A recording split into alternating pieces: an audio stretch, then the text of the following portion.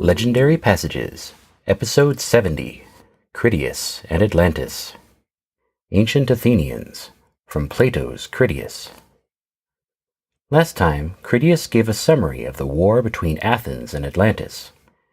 This time, he begins to expand on that conflict, starting with the original Athenians.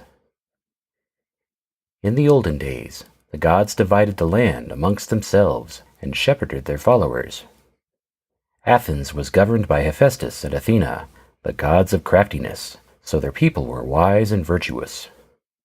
Through several calamities, most of that wisdom and history was lost, but the old names, at least, were passed on from one generation to the next. Much of the land was taken by the sea, leaving behind only bare bedrock. Back then, the plains were well watered and covered in fertile soils, and the mountains draped with forests. The acropolis, too, was once covered in an earthy hill, instead of the rocky outcropping today. The warrior class once lived on the summit, having their own halls and housing and a fountain that provided year-round water. They limited their number to about 20,000, and had no use for wealth and ostentation, sharing things in common amongst themselves. Next time, we leave Athens behind and explore the island of Atlantis. Critias and Atlantis, a legendary passage, from Plato's Critias, translated by Benjamin Jowett. Let me begin by observing first of all that 9,000 was the sum of years which had elapsed since the war which was said to have taken place between those who dwelt outside the Pillars of Heracles and all who dwelt within them. This war I am going to describe. Of the combatants on one side, the city of Athens was reported to have been the leader and to have fought out the war. The combatants on the other side were commanded by the kings of Atlantis, which, as was saying, was an island greater in extent than Libya and Asia, and when afterwards sunk by an earthquake, became an impassable barrier of mud to voyagers sailing from hence to any part of the ocean. The progress of the history will unfold the various nations of the barbarians and families of Hellenes which then existed, as they successively appear on the scene. But I must describe, first of all, Athenians of that day and their enemies who fought with them, and then the respective powers and governments of the two kingdoms. Let us give the precedence to Athens. In the days of old, the gods had the whole earth distributed among them by allotment. There was no quarreling, for you cannot rightly suppose that the gods did not know what was proper for each of them to have, or, knowing this, that they would seek to procure for themselves, by contention, that which more properly belonged to others. They all of them, by a just apportionment, obtained what they wanted, and peopled their own districts. And when they had peopled them, they tended us, their nurslings and possessions, as shepherds tend their flocks, excepting only that they did not use blows or bodily force, as shepherds do, but governed us like pilots from the stern of the vessel, which is an easy way of guiding animals, holding our souls by the rudder of persuasion according to their pleasure. Thus did they guide all mortal creatures. Now different gods had their allotments in different places, which they set in order. Hephaestus and Athena, who were brother and sister, and sprang from the same father, having a common nature, and being united also in the love of philosophy and art, both obtained as their common portion this land, which was naturally adapted for wisdom and virtue. And there they implanted brave children of the soil, and put in their minds the order of government. Their names are preserved, but their actions have disappeared by reason of the destruction of those who received the tradition and the lapse of ages. For when there were any survivors, as I have already said, they were men who dwelt in the mountains, and they were ignorant of the art of writing, and had only heard the names of the chiefs of the land, but very little about their actions. The names they were willing enough to give their children, But the virtues and the laws of their predecessors they knew only by obscure traditions, as they themselves and their children lacked for many generations the necessities of life.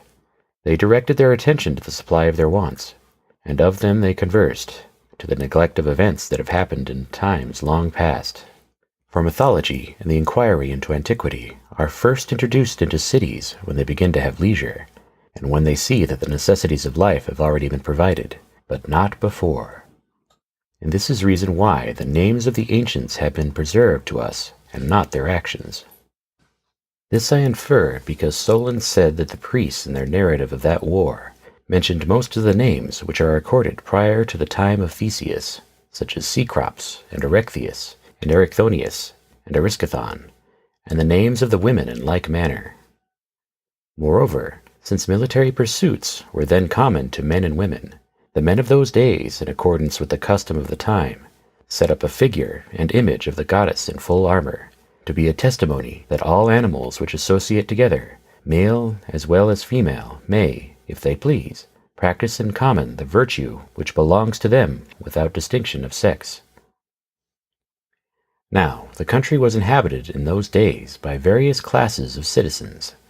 There were artisans, and there were husbandmen, and there was also a warrior class, originally set apart by divine men.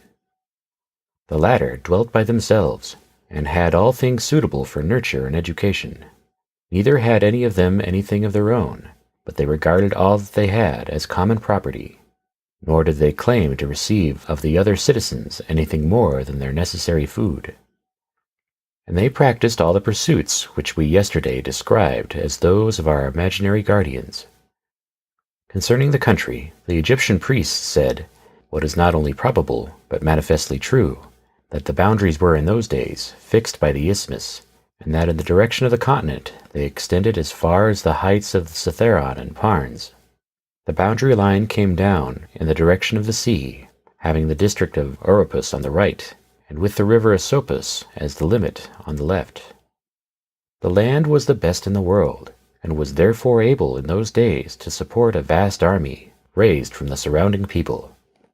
Even in the remnant of Attica which now exists may compare with any region in the world for the variety and excellence of its fruits, and the suitableness of its pastures to every sort of animal, which proves what I am saying. But in those days the country was fair as now, and yielded far more abundant produce. How shall I establish my words? And what part of it can truly be called a remnant of the land that then was?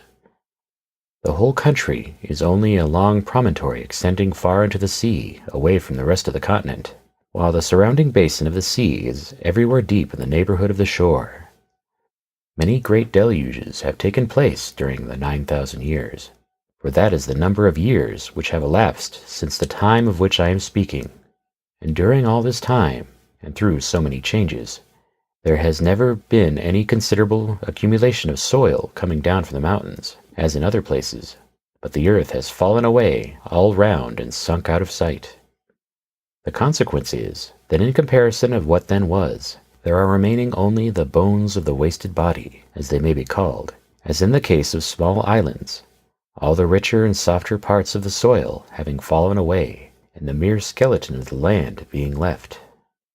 But in the primitive state of the country, its mountains were high hills covered with soil, and the plains, as they are termed by us, of Phaleus, were full of rich earth, and there was an abundance of wood in the mountains.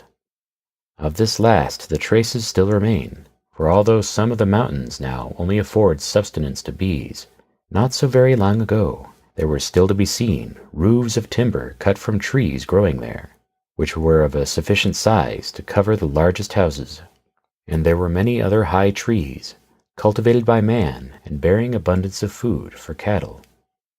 Moreover, the land reaped the benefit of the annual rainfall, not as now losing the water which flows off the bare earth into the sea, but having an abundant supply in all places, and receiving it to herself and treasuring it up in the close clay soil, it led off into the hollows the streams which it absorbed from the heights, providing everywhere abundant fountains and rivers, of which there may still be observed sacred memorials in places where fountains once existed. And this proves the truth of what I am saying. Such as was the natural state of the country, which was cultivated, as we may well believe, by true husbandmen, who made husbandry their business, and were lovers of honor and of noble nature, and had a soil the best in the world, and abundance of water, and in the heaven above an excellently tempered climate. Now the city in those days was arranged this wise. In the first place, the acropolis was not as now. For the fact is that a single night of extensive rain washed away the earth and laid bare the rock. At the same time there were earthquakes, and then occurred the extraordinary inundation, which was the third before the great destruction of Deucalion. But in primitive times, the hill of the Acropolis extended to Eridanus and Eleusis, and included the Pnyx on one side, and the Lycabettus as a boundary on the opposite side to the Pnyx, and was all well covered with soil, and level at the top, except in one or two places. Outside the Acropolis, and under the sides of the hill, there dwelt artisans, and such of the husbandmen as were tilling the ground near. The warrior class dwelt by themselves around the temples of Athene and Hephaestus at the summit, which, moreover, they had enclosed with a single fence, like the garden of a single house. On the north side they had dwellings in common, and had erected halls for dining in winter, and had all the buildings which they needed for their common life, besides temples, but there was no adorning of them with gold and silver, for they made no use of these for any purpose. They took a middle course between meanness and ostentation, and built modest homes, in which they and their children's children grew old, and they handed them down to others, who were like themselves, always the same. But in summer-time they left their gardens and gymnasia and dining halls, and then the southern side of the hill was made use of by them for the same purpose. Where the Acropolis is now, there was a fountain, which was choked by the earthquake, and has left only the few small streams which still exist in the vicinity. But in those days the fountain gave an abundant supply of water for all, and of suitable temperature in summer and in winter. And this is how they dwelt, being the guardians of their own citizens, and the leaders of the Hellenes, who were willing followers.